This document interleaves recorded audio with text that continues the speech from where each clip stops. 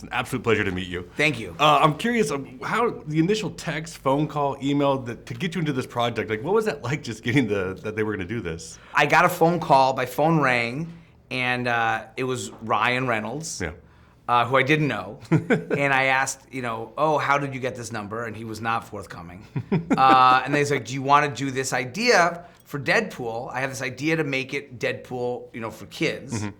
And I said, that sounds terrible, because who would want to see that? And he goes, no, it'd be a great idea.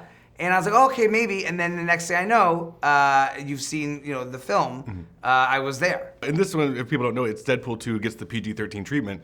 If you just select one of the films that you made when you were a kid to get an R-rated treatment, what would you choose? Well, I feel like as we've learned from Deadpool, and as this movie shows you, the difference between R and PG-13 is really just a lot of gratuitous violence, curse words, and sex. So, I feel like I think the stuff I've done wouldn't benefit from any of that, So it's hard for me to say. I like not swearing or being violent or having sex and the things that I've done.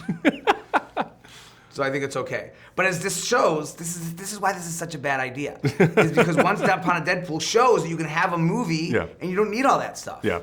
It defeats its own purpose. I don't really understand why this is happening. I would have chosen The Wizard. I was 13 in that. I was 12, man. That's when kids cuss the most. What's the R-rated version of that? Just a lot of cussing. Oh my gosh. Okay. When you walked onto the set, was there a spark of reaction to seeing it rebuilt? Yeah, I was like, why are you doing this? This is so weird. And I will, honestly, the production designers, I give them all the credit, because they did a really good job, and they really, I've seen online people are kind of doing side-by-side, photos. They did an incredible job kind of capturing that. So I give them credit. You mentioned about being a director, and in the film they mentioned Modern Family. What I love that you direct all the time, It's Always Sunny in Philadelphia. Yeah. 19 episodes, that show is fantastic, and you do an amazing job on every time. And you say that you don't like to be vulgar, but that's kind of probably one of the most intense shows on television right now. Yes, that, and I did several episodes of that show. I love that show. Big fan of that show.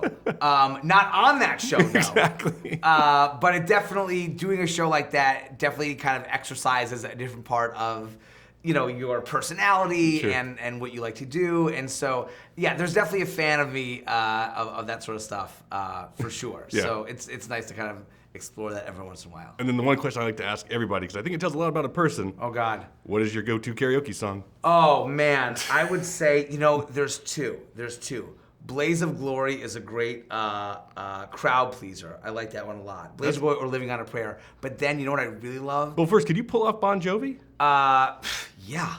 Okay. Most people can't. But it's you. Well, I'm going to knock your socks off with this one. All Out of Love. That's a good one, too. That's a great one. And before you ask me, yes, I do it very well. Pleasure meeting you, man. Nice to meet you.